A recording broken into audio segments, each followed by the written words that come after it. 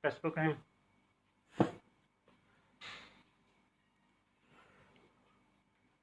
Bismillahirrahmanirrahim. Assalamualaikum warahmatullahi wabarakatuh. Alhamdulillahillazi anzalal Qur'an hudal linnasi wa bayyinatin minal huda wal furqan. Asyhadu an la ilaha illallah wahdahu la syarikalah wa asyhadu anna Muhammadan abduhu wa rasuluh. Allahumma shalli wa sallim ala nabiyyina Muhammadin wa ala alihi wa sahbihi wa tabi'in ajmain. Qala Allah ta'ala fi kitabil karim. A'udzu billahi minasyaitonir rajim. Ya ayyuhallazina amanu taqullaha wa qulu qawlan sadida. Yuslih lakum a'malakum wa yaghfir lakum dzunubakum wa may yuti'illaha wa rasulahu faqad faza fawzan azima. Raditu billahi rabba wa bil islami dina wa bi Muhammadin nabiyya wa rasula. Yang kami muliakan para pemirsa, bapak-bapak, ibu-ibu, saudara-saudara sekalian, adik-adik mahasiswa, para alumni, para kerabat, handai tolan, teman sejawat, para kolega, semuanya yang dimuliakan oleh Allah Subhanahu wa taala. Kita kembali mengaturkan syukur yang sebesar-besarnya kehadirat Allah Subhanahu wa taala yang telah menciptakan kita, telah memberi nikmat yang banyak kepada kita sehingga kita bisa beriman, juga sekaligus kita berusaha meningkatkan takwa kita kepada Allah Subhanahu wa taala setiap saat dan kapan saja hai summa kunta. Kita juga aturkan selawat dan salam kepada Nabi kita, Nabi besar Muhammad sallallahu alaihi wasallam sebagai nabi yang diutus oleh Allah Subhanahu wa taala, manusia pilihan, uswatun hasanah. Allah Subhanahu wa taala memilihnya karena kemuliaannya, karena akhlaknya, karena beliau adalah orang yang al-amin, dipercaya, disampaikan kepadanya wahyu Allah, kitab Al-Quran, untuk dijadikan sebagai hudan, petunjuk bagi manusia linnas nih, agar manusia bisa mencapai derajat al-muttaqun, orang-orang yang bertakwa. Pada subuh ini, alhamdulillah kita sudah berada di hari yang ke-5 Ramadan 1441 Hijriah, bertepatan dengan tanggal 8 April 2020.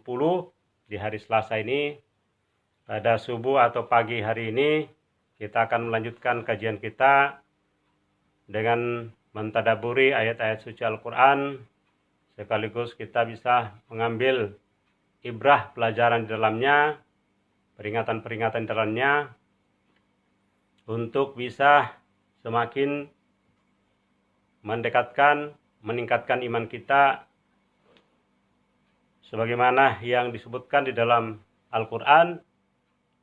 Apabila wa iza tuliyat alaihim ayatuhu, apabila dibacakan kepadanya atau kita sendiri membacanya, zadathum imana, bertambahlah iman kita. Inilah yang kita harapkan, kita senantiasa mentadabburi Al-Quran ini. Kembali pada perspektif sosiologi dengan memandang Al-Quran dan dihubungkan dengan peristiwa Ramadan, sebagai review dari yang 2 hari lalu, kita membahas kemarin ada beberapa momentum yang berkaitan atau yang punya relevansi dengan Al-Quran sebagai hudan dengan bulan Ramadan. Untuk diingat-ingat, insya Allah kita sudah paham semua bahwa Al-Quran diturunkan pada bulan Ramadan, bulan yang penuh kemuliaan. Dan Al-Quran ini adalah kitab yang mulia, ya, Kitabun Karim, kitab yang mulia dari Allah yang maha mulia, pemilik segala kemuliaan, dihantar atau dibawa oleh malaikat juga yang mulia.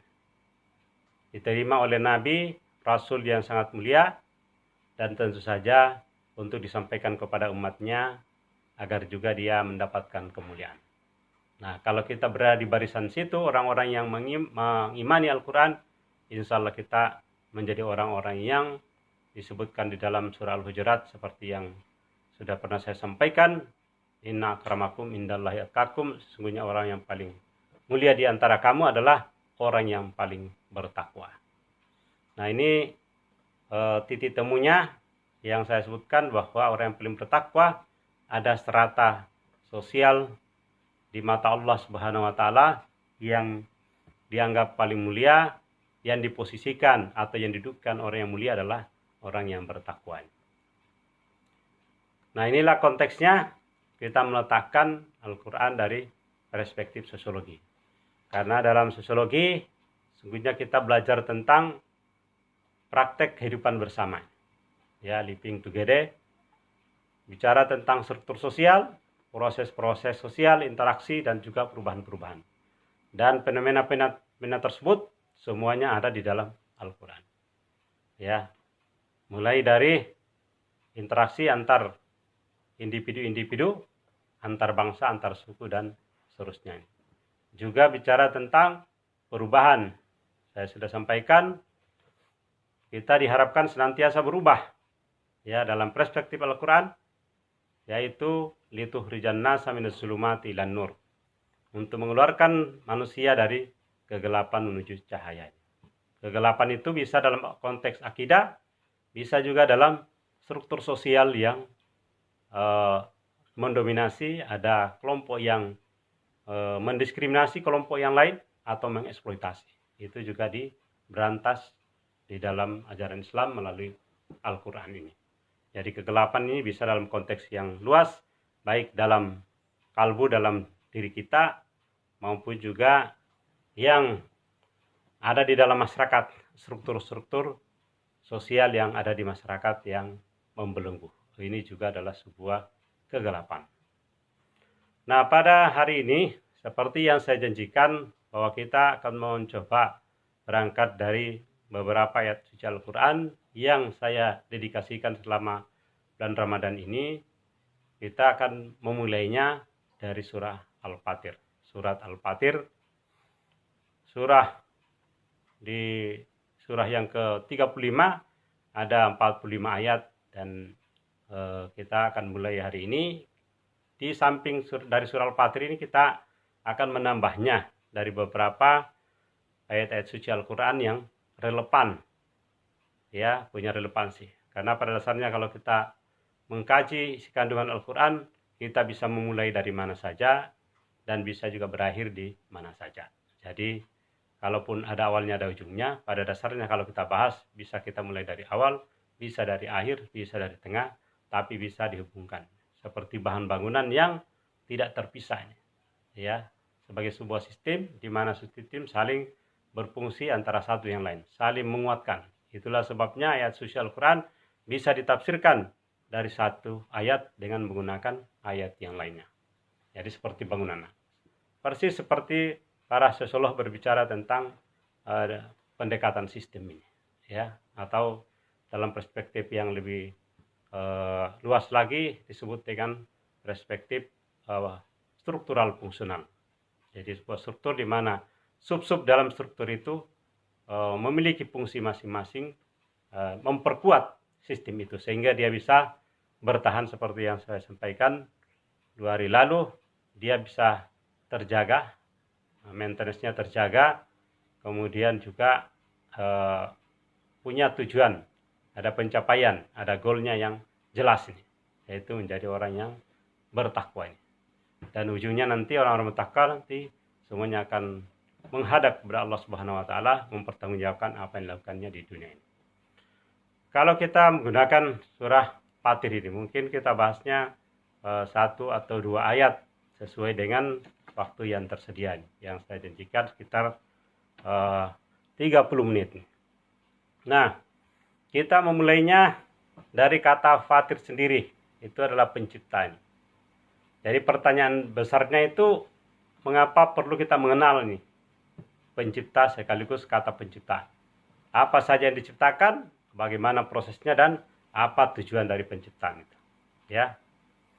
Dan saya kira kita sudah banyak maupun tentang beberapa hal yang terkait dengan ini, tetapi untuk kita watawasol bil haq ini untuk senantiasa berpesan-pesan dalam kebaikan dan juga watawasol bis sabar, supaya kita bisa sabar dalam menjalani kehidupan kita yang penuh tantangan ini. Dan tantangan itu adalah bagian daripada ujian yang diberikan Allah Subhanahu wa taala kepada manusia.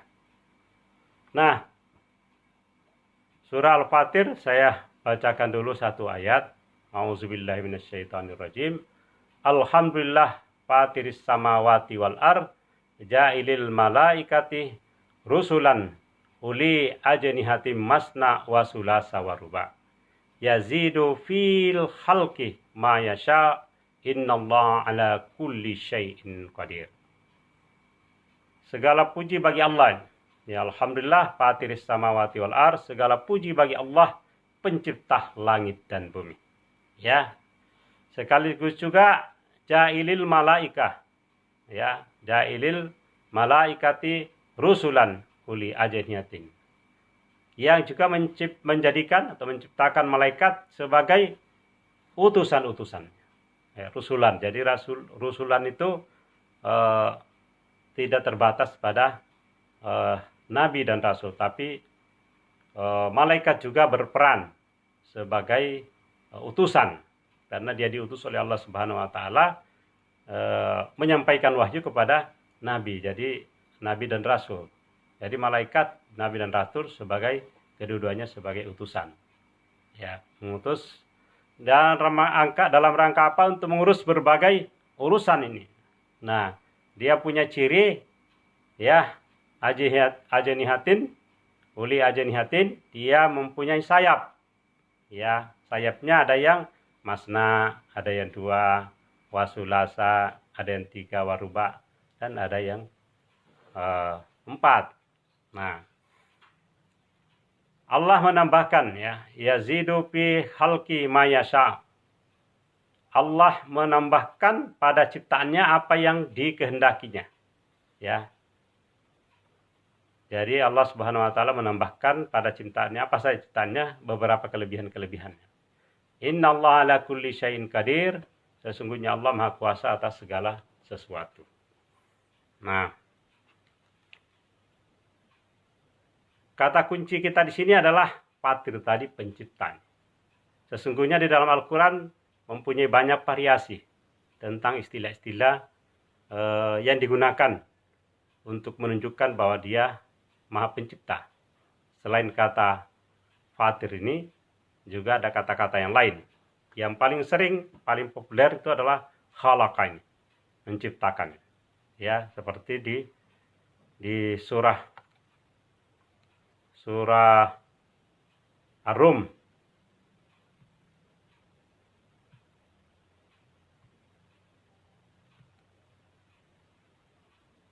Ada di surah Ar-Rum. Ya, mulai dari ayat 20.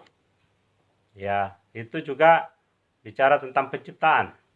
Ya, di sini malah ada 3 variasi ini. Wa min ayati an khalaqakum min turabin summa iza antum basharun tantasirun. Ya, di ayat 20 di antara tanda-tanda kuasanya dia menciptakan kamu dari tanah. Oke, maksudnya menciptakan kita manusia ini. Tadi di surah Fatir ayat 1 tadi menciptakan langit dan bumi. Nah, kalau ini menciptakan manusia dari tanah. Kemudian tiba-tiba kamu menjadi manusia yang berkembang biak. Ya, iza antum basyarun tantasirun, berkembang biak. Di ayat 21-nya juga menggunakan khalaqa ini. Wa min ayati an khalaqalakum min anfusikum azwajan litaskunu ilaiha. Ini populer nih ayat ini. Bapak-bapak, ibu-ibu, saudara-saudara sekalian sering membaca atau menerima undangan resepsi pernikahan, selalu ada ayat ini muncul. Ya, di antara tanda kesannya dia menciptakan untukmu istri-istri dari jenismu sendiri. Ya, maksudnya jenis manusia nih. Ya, litaskunu ilaiha ini supaya kamu cenderung, ya, dan merasa tentram ini. Wa ja'ala bainakum mawaddatan wa rahmah. ya, menjadikan kamu di antara kamu rasa kasih dan sayang. Ini tujuan dari pembentukan peranata keluarga ini, ya, pasangan hidup suami istri. Tujuannya untuk supaya kita ada rasa kasih sayang, ya, tentram, karena laki-laki cenderung dengan perempuan, perempuan cenderung dengan laki-laki, bukan dengan sesama jenis. Jadi di sini menyebutnya dari jenis kamu sendiri bukan berarti sesama jenis. Kalau diingat, ini ayat ini bisa diperseletkan oleh orang yang menganut paham suka dengan sesama jenis kelamin ini. Di sini sesama jenis maksudnya adalah sesama jenis hamba Allah yang namanya manusia nih, ya, laki dengan perempuan, perempuan dengan laki-laki. Ini menggunakan kata khalaqa juga ini. Di ayat ke-22-nya surah Ar-Rum juga menggunakan khalaqa. Wa min ayati khalqus samawati, sama di surah Al-Fatir tadi. Jadi yang sangat populer, yang paling banyak digunakan dalam Al-Qur'an ini adalah kata dasarnya adalah khalaqa, menciptakan. Ini fi'il madinya ini khalaqa ini. Fi'il mudhari'nya atau presentnya ini adalah yakhluqu nih. Jadi Allah Al-Khaliq ini penciptanya. Yang diciptakan namanya makhluk ini. Ya, prosesnya itu kata kerjanya adalah khalaqa yakhluqu nih. Nah, ini dipahami bahwa kata khalaqa itu paling banyak digunakan, dan juga di ayat 25 surah Ar-Rum masih ada di situ. Ya, mencerita menggunakan kata khalaqa. Nah, selain dari situ ada juga yang menggunakan istilah-istilah lain, ya. Misalnya badi'is samawati wal ard, itu ada di surah Al-Baqarah ayat 117. Badi'us samawati wal ard. Ya.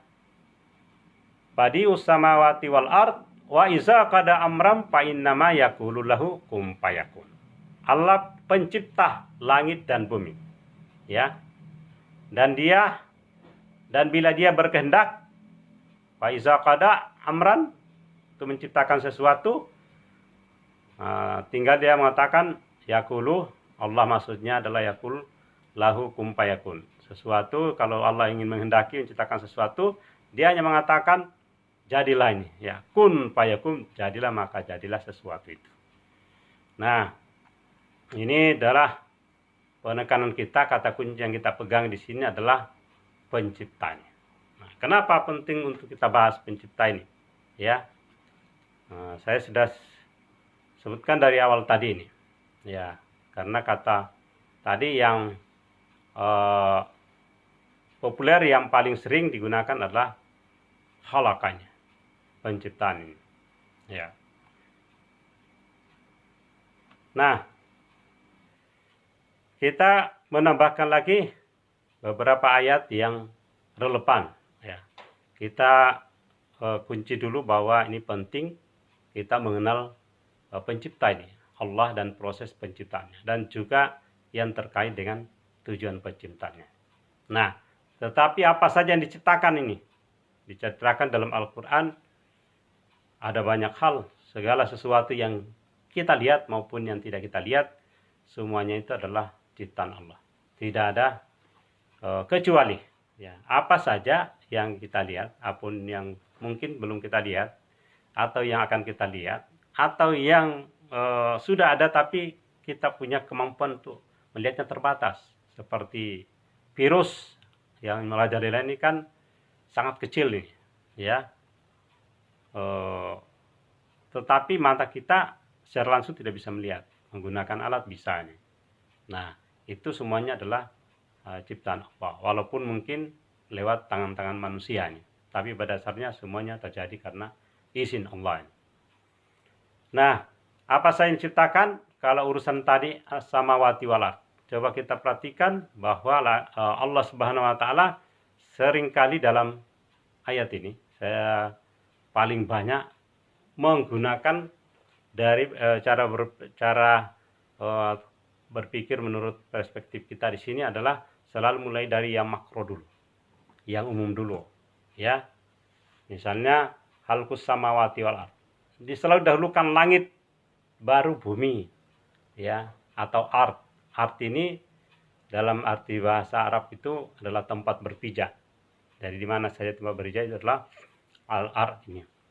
Nah, dia selalu as-samawat. Nah, samawat ini jamain, ya. Karena memang langit ini rupanya bukan hanya yang kita lihat di atas ini baru satu lapisan, ya. Dalam Al-Quran menceritakan bahwa ada 7 langit yang berlapis-lapis ini. Ya, penegasannya banyak di dalam Al-Quran, ya. Antara lain di surah Al-Mulk nih, ya. Surah Al-Mulk ayat 3 misalnya nih. Allazi halaka sab'a samawatin tibaka. Yang telah menciptakan 7 langit berlapis-lapis. Ya. Nah, sab'a samawat. 7 langit yang berlapis-lapis tibaka. Ya. Ma tara fi khalqir rahmani min tafawut. Kamu sekali-kali tidak melihat pada ciptaan Tuhan yang Maha Pemurah sesuatu yang tidak seimbang. Nah, ini pakai kata kunci kita di sini adalah keseimbangan, equilibrium. Jadi sesuatu itu posisi teratur apabila ada keseimbangan. Ya, kalau tidak ada terjadi keseimbangan akan terjadi keguncangan. Sama di dalam kehidupan sosial. Kalau tidak ada keseimbangan, ada penguasa yang sangat zalim, itu tidak seimbang. Ya, karena bisa mendominasi, mendiskriminasi pihak lain. Nah, itu mengalami ketidakseimbangan. Itu dalam praktek kehidupan bersama. Alam juga seperti itu, punya keseimbangan-keseimbangan. Bumi berada di orbit yang dalam Al-Quran disebut mansila-mansila. Itu sudah ada orbitnya, dia tidak bisa berpindah orbit. Kalau berpindah orbit, dia tidak mengalami keseimbangan. Kalau dekat ke matahari dia akan terlalu panas, kalau makin jauh dia terlalu dingin. Nah, di dalam orbitnya inilah dia nih. Kalau terjadi kiamat, dia akan berpindah, ya tidak karuan, dan dia akan saling benturan antara satu yang lain dengan planet-planet. Maka terjadilah kiamat.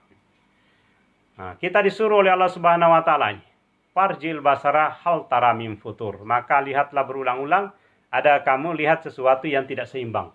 Nah, lihatlah langit alam semesta ini, semuanya terjadi dengan keseimbangan. Mungkin kalau ada goncang-goncangan, gempa bumi, ada ya, tanah longsor dan seterusnya, tsunami dan seterusnya, alam itu sedang bergerak menciptakan keseimbangan baru. Tapi manusia seringkali tidak paham, tidak tahu bahwa alam bergerak ini. Tapi manusia seringkali mengatakan adalah bencana. Nah, itu perspektif manusia mengatakan itu adalah bencana. Padahal mungkin di mata Allah atau di mata alam itu sendiri dia sedang berbakti kepada Allah. Yusabbihu lillahi ma fis samawati wal ardh. Bertasbihlah apa yang ada di langit maupun di bumi. Semuanya tunduk kepada Allah. Bumi dan langit pun pada awal diciptakan disuruh menghadap kepada Allah. Ya, disebut di surah Al-Fussilat. Menghadap kepada Allah, ya, dalam keadaan terpaksa maupun dalam keadaan sukarela itu. Dalam surah Fussilat disebutkan di situ. Nah, jadi ada 7 langit yang berlapis-lapis disebutkan di surah Al-Mulk. Ya. Nah, yang bumi tempat kita ini cuma satu, disebut al-ard ini. Jadi tunggal dia. Al-samawat itu adalah jama' ini. Nah, satu lagi pelajaran yang kita bisa ambil bahwa penciptaan langit dan bumi, tadi saya mengatakan bahwa Allah Subhanahu Wa Taala pendekatan makro ini dari makro ke mikro, dari umum ke yang khusus. Juga mengingatkan kita ini, la khalqus samawati wal ard akbaru min khalqin nas. Nah, sesungguhnya penciptaan langit dan bumi itu lebih besar, ya, baik prosesnya maupun juga ruang di mana langit dan bumi ini kan sangat luas ini. Ya, prosesnya juga lebih lama daripada manusia ini. Akbaru min khalqin nas. Lebih besar daripada penciptaan manusia. Nah, tetapi manusia ini mungkin tidak tahu. Walakinna aksaran nasilah ya'lamun. Tapi manusia ini tidak tahu ini bahwa penciptaan langit dan bumi itu sungguh adalah sesuatu peristiwa yang besar. Ya, sesuatu peristiwa yang besar dan manusia kebanyakan tidak tahu. Maka Allah Subhanahu Wa Taala senantiasa mengingatkan kita untuk memikirkan ini, ya, Inna fi khalqis samawati wal ard, sesungguhnya penciptaan langit dan bumi ini la ayatin. Terdapat tanda-tanda, terdapat simbol-simbol, ada tanda sebagai ayat nih, atau ayat-ayat, atau gejala-gejala fenomena-fenomena ini. Akrab di telinga para ilmuwan itu bicara tentang fenomena ayat atau simbol. Bahasa Al-Quran menyebutnya selalu ayat-ayat, tanda-tanda ini kekuasaan Allah ini. La ayatil liqaumin yatafakkarun adalah merupakan ayat-ayat, simbol-simbol kekuasaan Allah ini bagi orang-orang yang memikirkan. Nah, kita disuruh untuk senantiasa memikirkan ini. Ya. Bagaimana penciptaan ini? Di dalam surah Fussilat ini ada keterangannya nih. Ya, misalnya ciptakan bumi dalam 2 masa.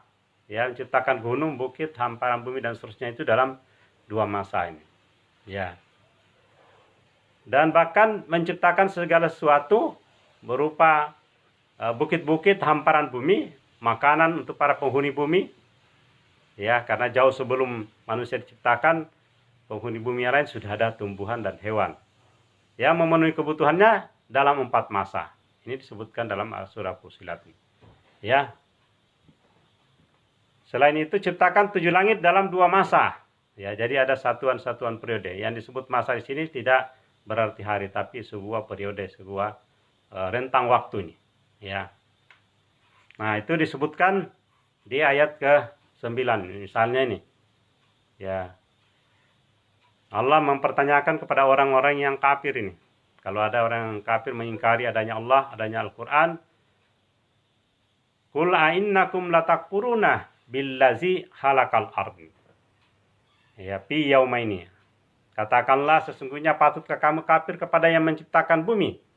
Ya, khalqul ard. Ini yang disebut tadi, ada juga yang menyebut dari bumi saja. Al-ard. Fi yaumaini, dalam dua masa ini.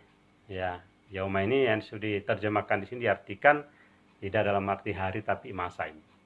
Wa taj'aluna lahu andada. Ya. Dan kamu adakan sekutu-sekutu baginya. Nah, ini yang dilarang keras oleh Allah. Kita menciptakan sesuatu atau membuat konstruksi-konstruksi sesuatu yang padahal segala sesuatu itu adalah ciptaan Allah, kita posisikan setara dengan Allah atau sama dengan Allah. Itu adalah mempersekutukan, mensyarikatkan. Ya. Padahal yang melakukan penciptaan, yang demikian itu zalika rabbul alamin. Yang melakukan penciptaan tadi, khalaqa tadi adalah Tuhan atau Rabb semesta alam. Nah, ini ada lagi yang menyebutkan tentang penciptaan itu. Wa ja'ala fihima. Ya. Dan dia menciptakan. Nah, selain tadi kita sudah punya referensi di sini kosakata yang berkait dengan penciptaan, ada fatir ya.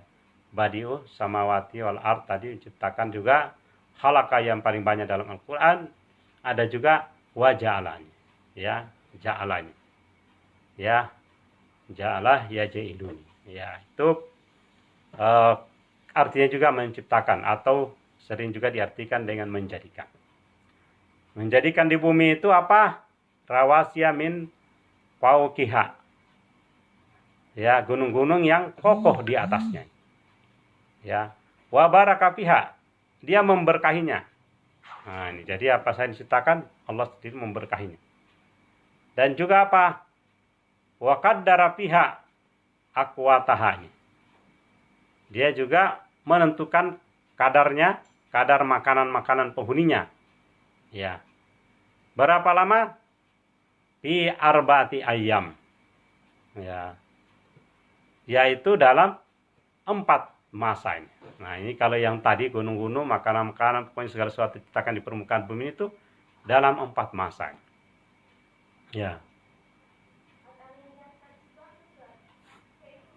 Sawa'an lisailin, ini katanya sebagai jawaban, ya, penjelasan, membayina terhadap orang-orang yang bertanya-tanya tadi.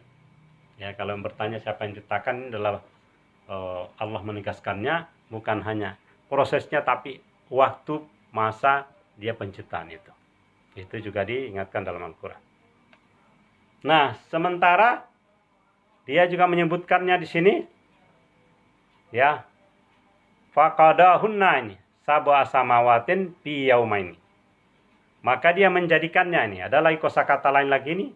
Faqadahunna ini. Faqadah ini. Dia menjadikan juga, ini diartikan menjadikan 7 langit dalam 2 masa. Dan diwahyukan pada tiap-tiap langit ada urusannya masing-masing. Nah, kemudian ada penjelasan di sini. Ya. Wa zayyana as-samaa'a dunya bimasabiha wa hifzain. Ada kesamaan dalam surah Al-Mulk juga ini. Yaitu Allah Subhanahu wa taala mengatakan bahwa kami hiasi langit yang dekat. Ini langit yang pertama yang disebut dengan yang dekat. Yaitu langit yang dekat dengan adanya bintang-bintang yang cemerlang. Ya, dan kami memelihara sebaik-baiknya. Ya, bimasabiha wa hifzan. Zalika takdirul azizil alim. Demikianlah ketentuan yang maha kuasa, maha perkasa, lagi maha ketua. Maksudnya Allah Subhanahu wa taala. Jadi kita sudah belajar banyak yang terkait dengan kosakata penciptaan. Allah Subhanahu wa taala menggunakan berbagai macam variasi kata-kata ini untuk semakin menguatkan posisi atau status Allah sebagai pencipta segala sesuatu di alam semesta. Mulai dari makhluk yang paling kecil sampai yang paling besar. Dan tadi kita menyebutkan bahwa segala sesuatu yang diciptakan itu punya fungsi masing-masing. Cuma manusia tidak tahu nih ada fungsinya. Contohnya tadi yang mungkin di luar dari dugaan manusia, dan mungkin para astronom belum bisa membuktikan ini. Ya. Yaitu saya sebut tadi di surah Al-Mulk ini. Nah, hampir sama dengan yang saya bacakan tadi.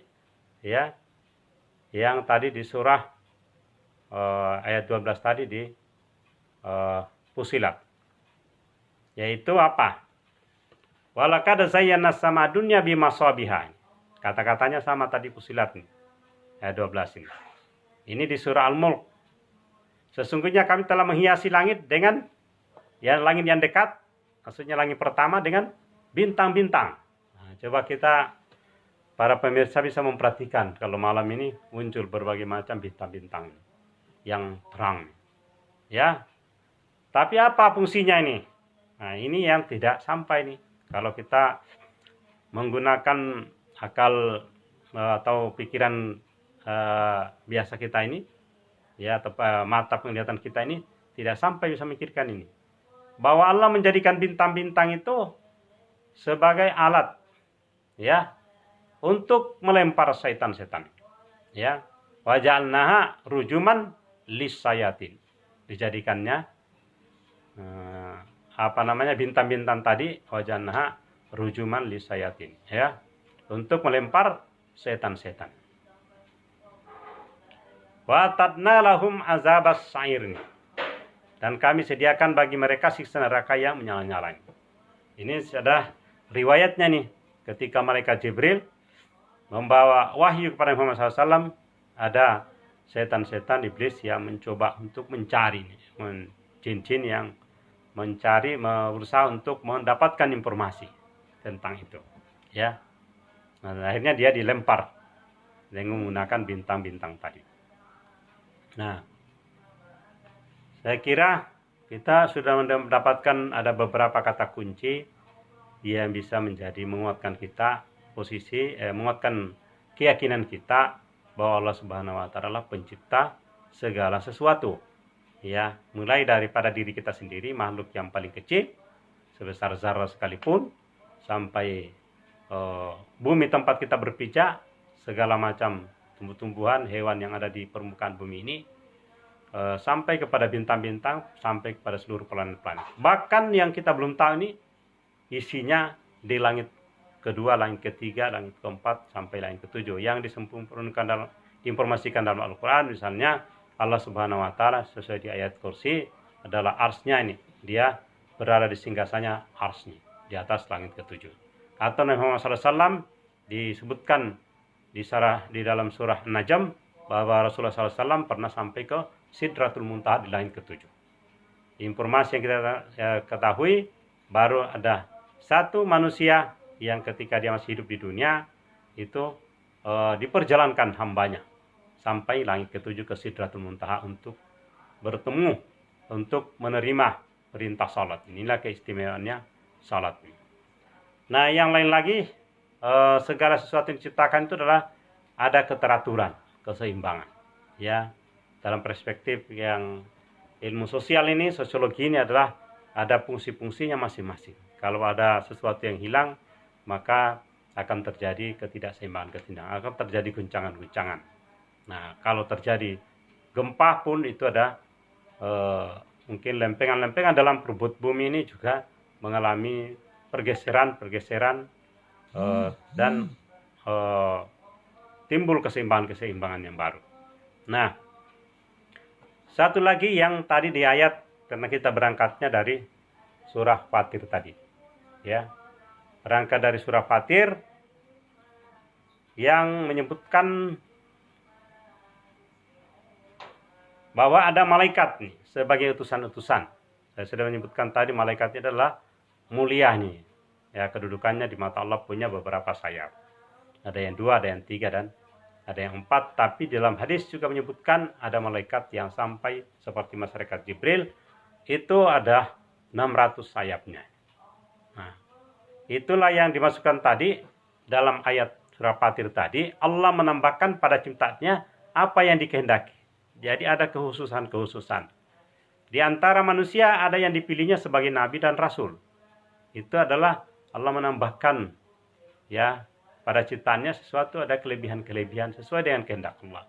Di antara malaikat juga demikian. Ada malaikat yang paling tinggi posisinya. Dalam Al-Quran disebutkan bahwa malaikat Jibril itu adalah punya posisi yang sangat tinggi, ya, dibanding dengan malaikat-malaikat yang lain. Ya, dia adalah pemimpin para malaikat. Nah, jadi manusia, malaikat pun juga ada stratanya ini. Ya, ini menarik nih kita belajar tidak hanya strata manusia di dunia, ya, tapi juga makhluk lain punya strata-strata ini. Nanti di akhirat strata-strata sosial ini itu juga semakin jelas. Ya, dan konstruksi strata sosial di akhirat tidak seperti yang cara kita berpikir di dunia. Manusia-manusia di dunia ini yang dia pikirkan, yang dia jadikan indikator, yang dijadikan kriteria dari adanya lapisan-lapisan masyarakat, ada golongan atas, golongan ini adalah pada umumnya berkaitan dengan ekonomi, kekayaan, harta benda, atau kedudukan. Nah, dalam dunia media sekarang ini itu lebih bertambah lagi variasi-variasi strata itu. Bisa disebut dengan popularitas. Banyak orang sangat populer, tapi ketika dia populer, dia stres juga, pusing juga. Coba lihat ini penyanyi bintang film Korea, penyanyi atau bintang film Korea yang pernah bunuh diri nih, Mbak Sul ini bunuh diri padahal dia sangat populer. Kekayaan apa yang dicari? Dia sangat kaya, ya, popularitasnya sangat tinggi, ya, orangnya masih muda juga, cantik, tapi kenapa bisa berujung pada bunuh diri? Nah, ini karena mungkin tidak tahu persis nih apa tujuan hidup kita di dunia dan mau kemana kita ini. Nah, tadi untuk penjelasan lebih berkaitan dengan para malaikat ini, yang diceritanya tadi punya 2 keunggulan.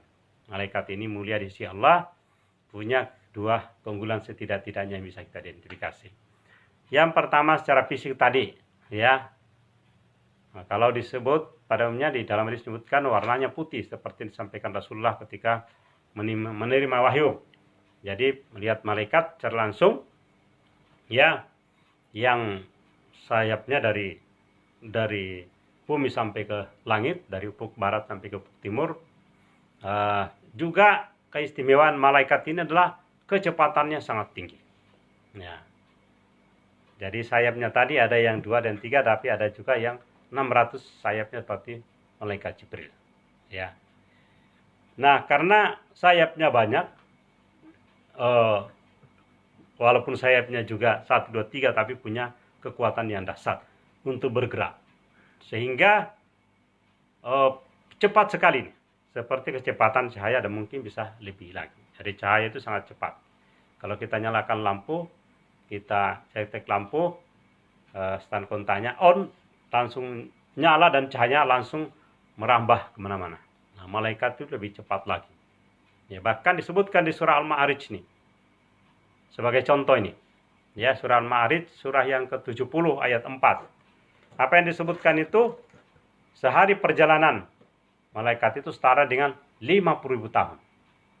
Ya, ini salah satu contoh yang disebutkan di surah Fatir tadi ayat pertama, bahwa Allah menambahkan pada ciptaannya ya apa yang dikehendaki oleh Allah. Ya. Ta'rujul malaikatu warruhu ilaihi fi yaumin kana miqdaru khamsina alfasana. Malaikat-malaikat dan Jibril naik menghadap kepada Tuhan dalam sehari yang kadarnya 50.000 tahun. Bayangkan ini, 50.000 tahun. Tidak ada manusia yang hidup di dunia dalam jangka 50 tahun. Paling-paling 1000 lebih, mungkin ada yang 2000 ya. Ya, para nabi-nabi terdahulu, Nabi Adam ribuan tahun dan generasi pertama ribuan tahun. Tapi ini 50.000 tahun dalam sehari. Ya. Ini sangat luar biasa. Nah, disinilah kelebihan daripada malaikat yang punya keunggulan karena kecepatan tinggi. Nah, kedudukan malaikat Jibril sebagai pembawa wahyu yang disampaikan kepada Rasul yang mulia itu ada contohnya di dalam surah At-Takwir nih, surah ke-81 ayat 19. Innahu laqaulu rasulin karim. Sesungguhnya Al-Quran itu benar-benar firman Allah. Laqaul ini firman Allah yang dibawa oleh utusan, ya, rasulin karim, utusan yang mulia ini. Nah, ini di dalam tafsir disebutkan di sini bahwa utusan yang mulia itu adalah Jibril, dalam kurung Jibril. Itu yang saya tegaskan tadi.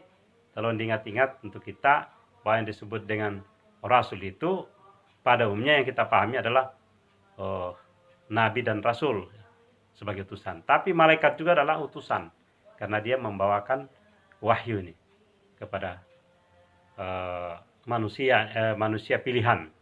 Ya, Allah perintahkan. Jadi orang yang dipercaya, alamin manusia seperti Rasulullah SAW, orang yang mulia, dan malaikat yang datang pun juga orang yang mulia. Hamba Allah yang mulia, disebut Al-Karim, yang mulia. Saya kira itu yang kita berangkat dari satu ayat tadi, surah Fatir. Fatir artinya pencipta. Surah pertama dalam Al-Quran, surah Fatir, surah yang ke-35, kita jadikan sebagai ibrah, sebagai pelajaran bagi kita untuk memaknai betapa Allah Subhanahu wa taala menciptakan langit dan bumi, tidak maksudnya hanya sekedar main-main atau sia-sia, tapi mempunyai tujuan yang benarnya. Nah, hendaknya kita mendalami itu, kita mengetahui apa tujuan hidup kita di dunia. Nanti kita lanjutkan lagi pada ayat-ayat berikutnya yang berkaitan dengan rahmat, rezeki yang diberikan kepada manusia di ayat kedua, 3, dan seterusnya. Nah, saya kira itu karena waktu kita saya kira sudah melewati ini. Kelihatannya saya memperkirakan mau menyampaikan ini hanya dalam beberapa menit, rupanya cukup banyak materinya. Nah, mudah-mudahan pada 2 hari ke depan kita bisa berjumpa lagi dalam channel yang sama. Saya mohon maaf tadi ada persoalan teknis untuk GoToMeeting, aplikasi GoToMeeting, sehingga tidak bisa tayang lewat situ. Nah, cukup menggunakan Facebook ini. Mudah-mudahan ini tidak mengurangi dan bisa di-share kepada kawan-kawan, dan insya Allah seluruh para pemirsa, saudara-saudara sekalian, adik-adik, andai tolan, para kerabat, para jamaah-jamaah yang selama ini kita bersama-sama, baik di masjid maupun di tempat selain dalam kajian tidak berjumpa, kita semua doakan semoga sehat-sehat semua, bisa terhindar dari virus yang menyebar ini. Iman kita tetap kuat, selain daripada imun, juga kita senantiasa bersabar menerima apa yang ditakdirkan oleh Allah Subhanahu wa taala kepada kita sekalian. Demikian, kurang lebihnya mohon dimaafkan.